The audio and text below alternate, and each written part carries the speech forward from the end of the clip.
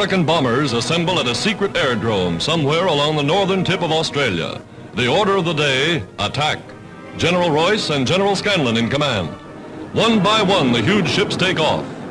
Weeks of planning, months of training, now put to the test.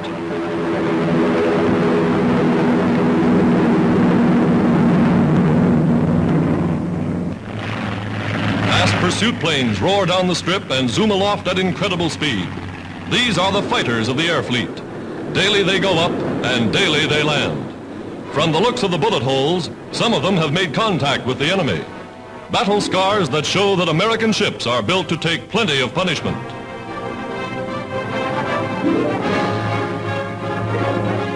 Credited with staving off the invasion of Australia, these young pilots know their business. Here's one coming in now. His landing gear jammed by Japanese bullets. He's forced to make a crash landing. Dangerous with any ship, doubly so with a bomber.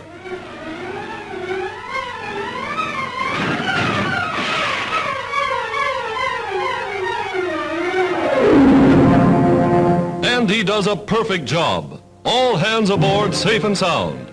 The pilot is congratulated by the general and mentioned in official dispatches. Only a few repairs are necessary, and the ship will soon be ready to fly again. A thrilling example of how American airmen are rapidly winning the mastery of the skies.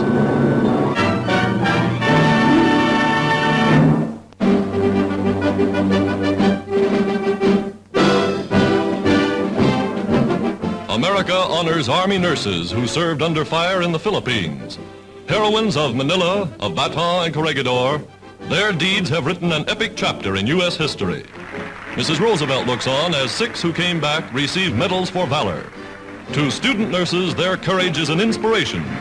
Caring for the wounded until told to go, they were the last to leave.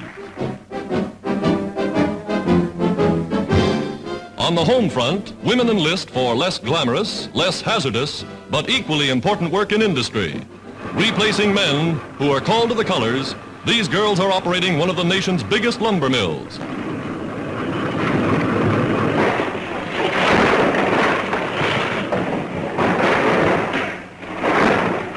Today, women in overalls, women in war jobs, are to be found throughout the length and breadth of America.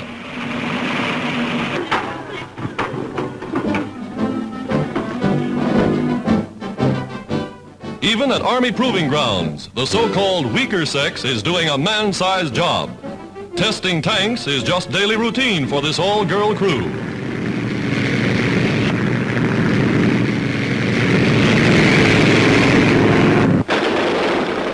On the firing range, they try out the latest machine guns. A 50-millimeter aerial defense weapon with plenty of kick. Manning anti-aircraft batteries, they feed shells and fire them with clockwork precision.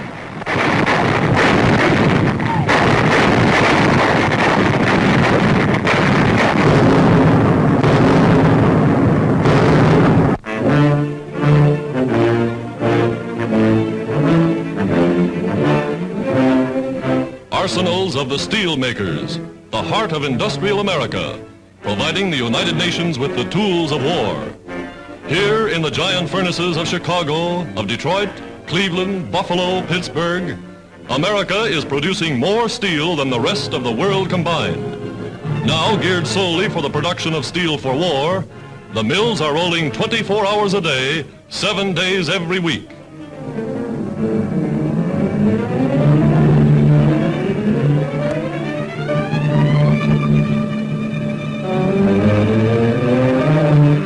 Endless streams, the hot molten lava flows to the forge of Mars. Out on the Great Lakes and to the mountain ranges beyond, mammoth carriers race to keep up with the mill's demand for iron ore.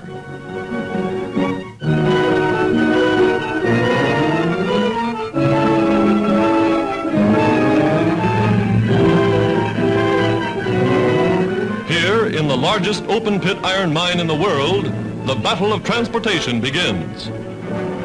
Digging a man-made canyon a mile wide and 2.5 miles long with electric shovels weighing 3/4 of a million pounds. Shovels that take 16 tons of ore in each scoop. loading a 50-ton railway car in 3 mighty bites. Day and night, 85 car trains roll down to the ore docks, each train carrying 8.5 million pounds of iron ore in every load.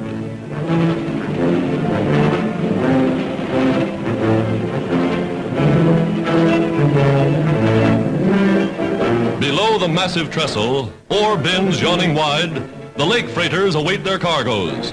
The big chutes open and down it pours. Record loading time, 13,000 tons in 16 minutes. Enough ore in a single cargo to build 6 modern destroyers. Out into the broad waters of Lake Superior, the carriers begin to move. A bridge of ships 1,000 miles long, 20,000 passages a year, racing against time and the weather. The race begins with the first cold days of the northern spring.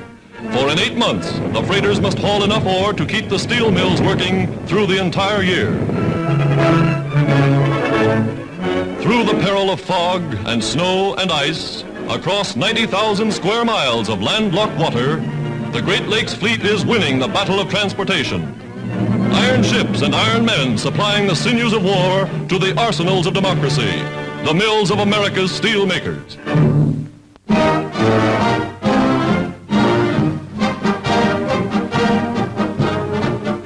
Tennis fans the world over hail Donald Budge and Bobby Riggs as 2 of the greatest exponents of the game. At Long Island's famous Forest Hills, the Wimbledon of America, they meet for the National Professional Championship.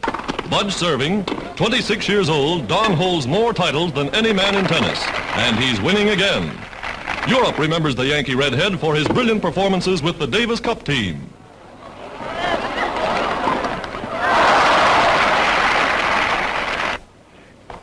Riggs serving, and today he's no match for the champion.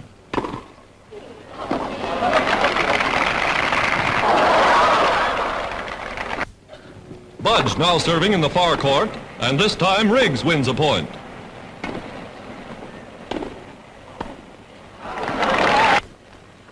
But Budge has 2 sets, and he's taking the title with 3 in a row. Undisputed master of the courts.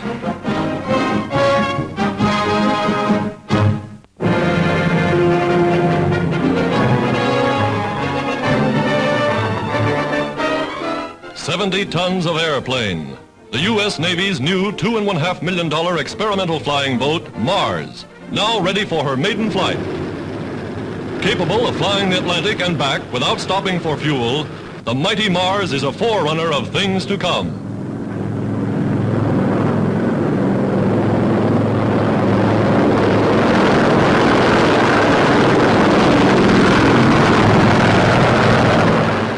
The contrast between a Navy patrol bomber and the giant amphibian is striking. 4 monster motors, each with more power than a locomotive. Armed to the teeth, planes like the Mars can speed men and weapons to the battlefronts of the world in a matter of hours.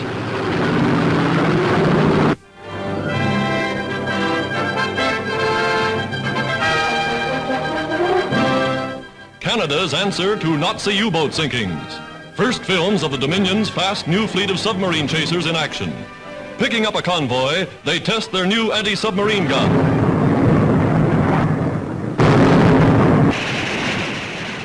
Built for terrific speeds, they cut the water like a knife. Equipped with powerful depth charges carrying higher explosive power, they can blow up or cripple a lurking U-boat in more than twice the area possible a few months ago. Here's a sample.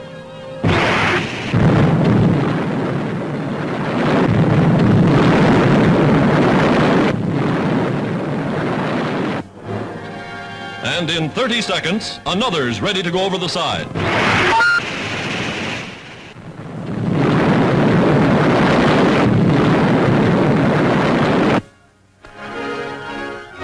That, says the skipper, is that.